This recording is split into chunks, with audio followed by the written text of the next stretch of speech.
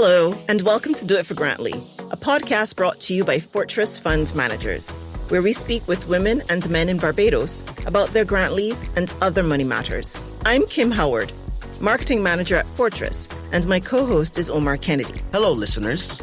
An entrepreneur, author, and former financial manager. In today's special Valentine episode, A Match Made in Heaven, we have with us Mahalia Cummins of the band 2 Mile Hill and her husband, Cyrus Cummins, Reservations and Guest Services Director at White Sands Beach Condos. Together, we'll explore the truth about money and relationships. We appreciate you taking the time to listen to us. So let's get to it. Financial security doesn't grow on trees. It's built brick by brick with smart investments and a strong partner. To retirement, education, and whatever your future may hold, we say bring it on. At Fortress Fund Managers, we're not afraid of the hard work, long hours, or steady saving, just like you aren't. We know better than anyone that you can't just hope for good luck. Call Fortress Fund Managers on 435-7777 to build your personal fortress. Your future, our business. Fortress. Mahalia and Cyrus are happily married for the past, was it? 6 years. Married for 6 years. Okay, yeah. 6 years. And today they're going to be talking with us about a match made in heaven. Now, just before we get into all of that, I want to tell you a little bit about Fortress Fund Managers, our company. Fortress is a mutual fund management company. We serve both individuals and companies, organizations, who are looking to fund their future through mutual fund investments. And Omar will tell us a little bit about what exactly mutual funds are. A mutual fund is an investment where an investor can come together with a lot of other investors and pull their money together and put it in one big pot for Fortress to invest. So what happens is mutual funds work on the principle of diversification, which is not putting all of your eggs in one basket. So Fortress will take the money and invest it in companies and countries all over the world. So, when you invest in Fortress, you would be able to invest in stocks, bonds, real estate. You invest in governments. You invest in publicly traded companies all over the world. And the advantage of this is that you have a professional money manager who knows what they're doing to invest for you. And you get to invest in all these really, really great things without having to do it yourself, which may be impossible because Fortress invests in hundreds and thousands of different investment instruments all the time. So you may not be able to do this yourself, so Fortress does it for you. So in the end, it helps minimize your risk and maximize your potential returns. Right. And I think that's a pretty healthy relationship to have with somebody else operating in the area where they're the expert and allowing you to sort of just sit back and watch your money working for you. So, Mahalia, you are a performer, a vocalist. You're a writer as well. Correct. And I believe that, Cyrus, you are reservations and guest services. That's where you work? Yes, correct. Right, in customer service, hospitality. Hospitality, yeah. Awesome. So tell me something. You guys have been married for 6 years. I presume that you knew each other before then. One would hope, right? Right. Yeah. At what point in a relationship, you've been married and you were together before you were married, what point do you think is a good time for people to start talking money? Early. Yeah. Early o'clock. For me, I guess when the couple realizes that they have a future. When you reasonably have a idea that you're going forward together, like indefinitely, early o'clock. Now, what are the kind of things that you think people need to get on the table? Because people come from different backgrounds. I mean, money is just one thing, and it's a critical thing. But, people come from different backgrounds. They're raised by different families, different outlooks. Sometimes they could be from different countries. So their perspective on culture and all kinds of different things are different. And when you come together, you have to try to find some sort of middle ground, hopefully. Mm-hmm. So what are some of the things that you think that in the whole money discussion need to be brought up? Well, I mean, I guess you have to have some transparency at that point when you know that you're going forward as a couple. So you would have to, I guess, lay the cards on the table. Yeah. But I think you should have known each other before you get to that place where you're going forward together indefinitely. And I would hope that you have spoken about your background, and not necessarily from a money perspective, but like in a way where you kind of know the differences between how you came up and what your background is like in terms of like, have you had a job before? Do you have a job now? Are you about to embark on this new career? Is it music, which is really risky? Is it, you can be a biker, like those types of things. Like by the time you get to the place where you are now deciding, okay, are we going to have a joint account? Are we going to have separate accounts? Like you should already have known stuff like that. Like, well, I pour. We know starting from scratch, or I got some money in the bank already, or I'm about to build this big condo building and make real enough money. That sort of stuff should already kind of be out there by the time you start deciding what you're going to do financially as a couple. That's what I think. I agree. And now that you mentioned that, it brings me to this point. How important is money to a couple? Do you guys believe that money is a very important thing to discuss early on? Or is it like, we can survive on love? And dog food, right, Ken? That's another story. We'll take a piece about that later. If you can eat love. Well, I guess that depends. You need money. Money's an instrument to do almost everything, right? Correct. So it has to be part of the discussion when you're going forward. Mm-hmm. But I guess a lot of people do feel uncomfortable speaking about finances and stuff. So I guess it would be up to the other person, if assuming one person is comfortable, mm-hmm. to make the other one comfortable, to bring that discussion to the fore. But yeah. For sure. So we know that two heads are better than one. So do you find there's synergies that came together with you guys, being married and pooling resources and whatnot? What are the difficulties in that as well? Well, I actually would have mentioned it just now, in that my career path is a lot more risky in terms of when you get paid and how long you don't get paid and the amounts and that sort of thing, like having to travel and that sort of stuff is kind of very volatile. So one of the challenges that we would have is having that disparity between Cyrus having a salary, like a regular, I have a job, I get a salary every month kind of thing. And then on my end of it in the music business, kind of, you just get paid when you get paid. when you work, you just get paid, right?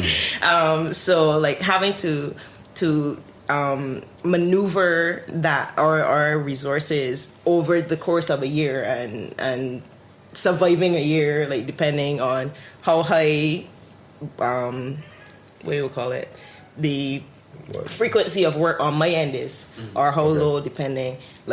That's just something that is kind of a challenge from time to time, and we have to be our intelligent selves and work it out and not be ridiculous. Maneuver through it, yeah. For sure. Yeah. So that calls for some planning. Yes. It does call for some planning.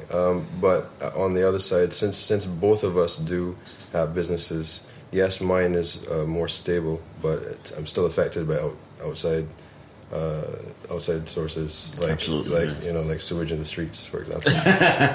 So there are things that can affect mine as well. Absolutely.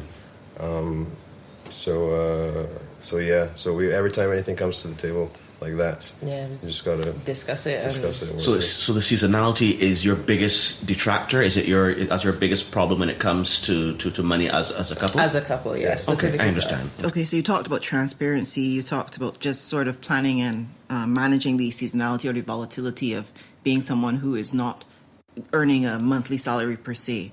But in terms of, so then how do you approach determining, this is mine and this is his and this might be ours.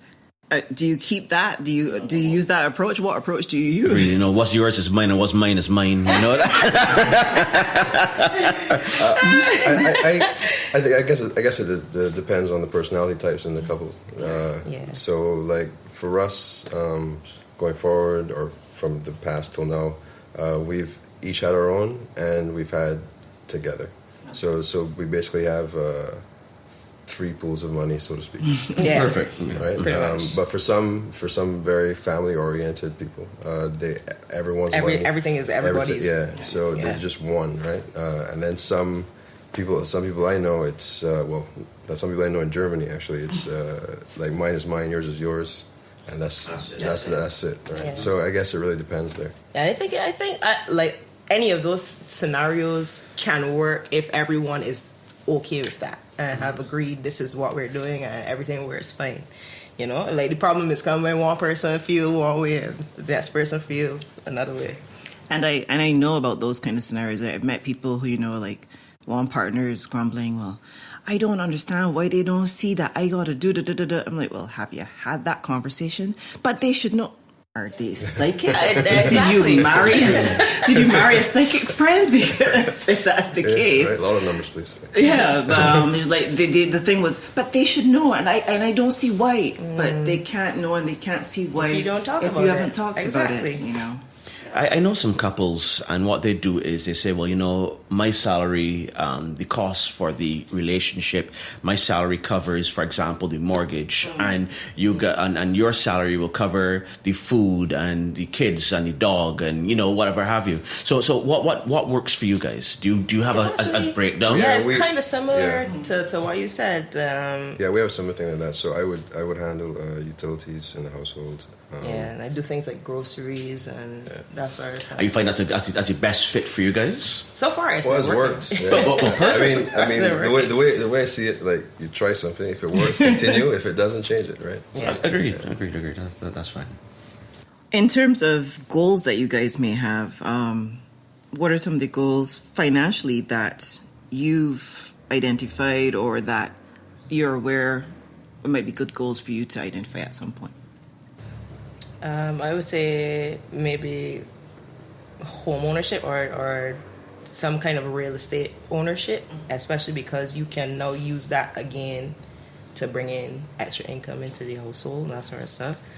For us, we definitely are people who love to travel and see the world. So like having the resources to do that is something that's very important to us. And right now we struggle, but like in the future we would really love to be able to, when we're ready to roll, just roll and roll. come back. And Like on a whim, like be like, you know what? I feel like going to Singapore today. Let's see what the traffic is like on the way to Grantley. We don't need to pack anything. I'm sure there's something in the airport we can purchase to wear. So I guess for us, it's not really a dollar amount. It's more like a sense of freedom in that way. Absolutely. Yeah, and when the little picnic come into the picture, I know school. I know all of my friends who have children and stuff. Like school is a big thing. Like school is expensive, and then all the other things that come along with kids. So that's something that's something that we would love to not really have to be struggling with. I know people aren't usually. Like you think you're really, really, you need to be really, really prepared, and you never are. But just to be prepared to a point where it's not like a struggle and you're scraping, to get by and send Sardines for children next to school. 12 You know what I months. mean? Exactly. That sort of thing. And you guys are young. You guys are a young couple, well, compared to me, old boy here speaking. Oh, okay. So we had an episode on delayed gratification. When do you guys start thinking or discussing things like our retirement and what's going to happen 30 years down the line or 4 years down the line? I feel like we've always been talking about that sort of thing. It's becoming a larger topic more recently. Mm-hmm. I guess when you start noticing your own mortality. You see the gray hairs.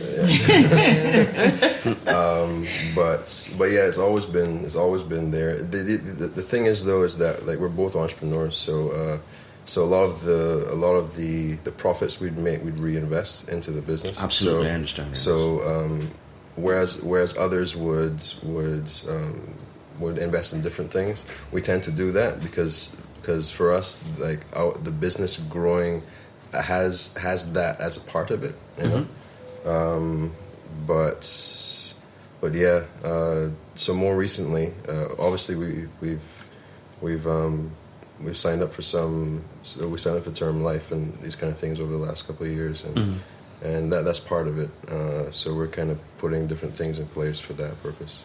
And you find that it is difficult as you are both entrepreneurs. I know persons with a 9-to-5. We had this discussion earlier as well, that, you know, when you have a boss, you know, who has a job and a business, and he says, well, you know, here's a pension plan which you're obligated to be in, you know, and that doesn't exist. So do you find there's a lot of additional pressure for you to go forward, or is it like, you know, when we get there, or, you know, what is your particular mindset on it? I don't really feel the pressure per se, but it's kind of always there. It's always there as a thought that, you know, we kind of are responsible all the way for what happens when we get to that point of retiring or not retiring, as the case may be. So it is more, I would say it's like when we get there, but it's kind of a combination of we are working to get there, but not like pulling out here and being completely stressed out and all that stuff about it, because we're kind of at the helm, you know. Yeah, I'm a bit of a dreamer too, so Lovely. So a lot of that pressure that people feel, I tend to just be like, what pressure? That is 100% accurate. Is there anything, you know, sometimes within a couple, you can have some people that see things, you know, pretty much in line with each other. And then when it comes to finances, sometimes there are things that require more risk. And then there are other people that may be more conservative. Has there ever been anything that you've decided to embark on, or things that you've considered that you found that issue of risk versus conservatism coming to the fore? No. Not that I can think of at all. Well, there was a project I was working on where I invested some money into it and nothing happened, so that was risky. But that's I wasn't like, no, I feel like that is like too risky, so don't even think like we kind of have been, I guess, because we talk so much and discuss most everything, it's easy to see each other's visions, and that makes it a lot easier to be supportive in that way. But we don't have, like, our philosophies about finances and stuff are not so different that is like, what are you doing? You know what I mean? Call your friends like, I don't understand what Cyrus just said. My mom, bring that money back here. What are you doing? Yeah. Sure, because I met a couple yesterday, actually. I was doing some business, and, you know, their philosophies on risk were vastly different, and I was meeting them on a business level. And, you know, when one was speaking and the other one just had their head down, they were like, oh my goodness. Because one was vastly conservative and the other one was very, very liberal with their expectations, what they want to do. And I can see that, yes, they love each other and whatnot, but there was a definite conflict there. Right. And they made it work, obviously. Yeah. You know, but it's funny to see how sometimes the way people think about investing and, you know, working on their own, because they're also entrepreneurs. And the way they approach their own businesses is vastly different. So both of you would you say you're both conservative when it comes to this? And because you're both entrepreneurs. Dear. I'm sitting back. Yeah. They want to be disappointed. It ain't gonna be this. Yeah. I think for me it depends. I think when it comes to certain aspects of the business, certain cash flow aspects and stuff, I'm relatively conservative. But when it comes to expansion or reinvestment, then I'm a crazy person. So I guess fair. Yeah. So there's a balance there. I don't think it's really just clear cut one or the next. And I think it's similar for. It's similar for me, but I would say that I am definitely a little more liberal when it comes to money in general than Cyrus is. But not like jump over the cliff. Liberal. So do you guys think you're the average couple when it comes down to the persons you went to school with, for example? You see them embarking on their own journey and you are your own journey. And how do you, I don't want to say compare, but, you know, you look at your friends, you hear them talk and whatnot. You know, what is your vibe as an entrepreneur couple? Because you would find most of the time that one person's an entrepreneur and then one person has a steady 9-to-5 where they're working for the man. You know, so how do you guys vibe? like comparing to our friends, I think that I don't know if it's like a Barbados thing, but we kind of have a pool of friends who are entrepreneurs as well. It's true. And they operate the same way we operate, and Correct, even the ones who have the 9-to-5s, they're like, I don't know, their personalities and the way that we interact, you would never really tell the difference unless we had a conversation. But a lot of them also have like side hustles. Yeah. So they still have that entrepreneurial spirit. It's true. So I guess for them, actually, for those people, they do have that dichotomy. They do have that where they have the conservatism of having the 9-to-5 because they need that there, and then the side hustle is where they would engage in their more liberal investment. Tendencies. Pursuits. Yeah, it's a good word. Yeah, I just wanted to know if there was anything that you would share with a young couple, or not even a young couple, but young to their coupledom maybe, a pair who are now looking to move on together and maybe you haven't had a discussion or hadn't even given any thought to having a discussion about money. If there's anything that you would like to share from your own experiences or your own observations. Well, like we had said earlier, when you realize that you're going forward indefinitely or just going forward in general as a couple, that not like on the second date you go like, so what's her financial situation? You got money though? But just when you reach that stage, assuming that you've reached that stage mutually, then it should be a topic. Yeah, for sure. That's actually an important point, but we can't go there right now. Because somebody may have reached that stage in their head and somebody else is like, I don't understand why they're asking me these questions because I'm not even anywhere near there. Okay, well, thank you so much for talking to us today. We really appreciate it. You guys are awesome. Thank you. Right. Thanks. Thank you. Do It for Grantley is a production of Fortress Fund Managers. Listen to more episodes on SoundCloud or on our website, fortressfund.com. That's fortressfund.com. We'd love to hear from you. Email us at info@fortressfund.com or message us on Facebook or Instagram at Fortress Fund Managers. Most people find out about podcasts through recommendations. So spread the word and tell your friends about our show. Until next time, I'm Kim Howard. And I'm Omar Kennedy. Thanks for listening.